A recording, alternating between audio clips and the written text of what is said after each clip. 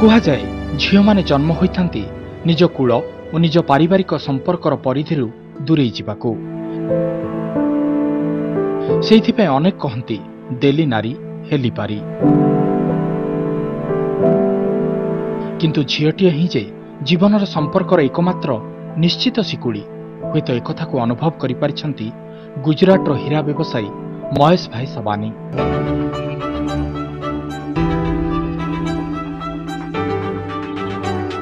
ଆଉ ସେଇଥିପାଇଁ ସେ ବିବାହ କରାଇ ଚାଲିଛନ୍ତି ବାପ ଛେଉଣ୍ଡ ଝିଅମାନଙ୍କୁ। ତେଣୁ ତ ଦାନ କରି କରି ସେ ପାଲଟିଛନ୍ତି ଜଣେ ଧନୀ ବାପା।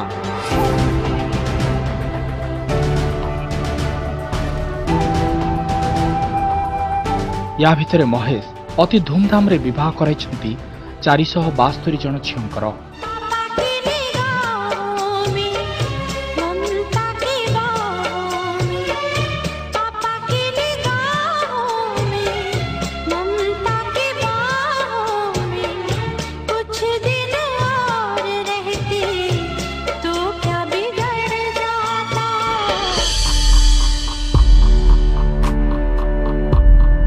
କିଛି ବର୍ଷ ତଳେ ଅକାଳରେ ପ୍ରାଣ ହରାନ୍ତି ମହେଶଙ୍କ ବଡ଼ ଭାଇ।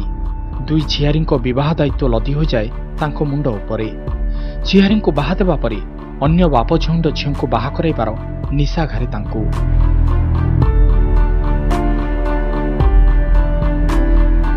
ଧୀରେ ଧୀରେ ସେ ଅନୁଭବ କରନ୍ତି କନ୍ୟାଦାନ କରି ସେ ନିଃସ୍ୱ ପାଲଟି ଯାଉନାହାନ୍ତି, ବରଂ ସେ ଝିଅଙ୍କଠାରୁ ଫେରସ୍ତ ପାଉଥିବା ଭଲ ପାଇବା ତାଙ୍କୁ ଆହୁରି ଧନୀ କରୁଛି।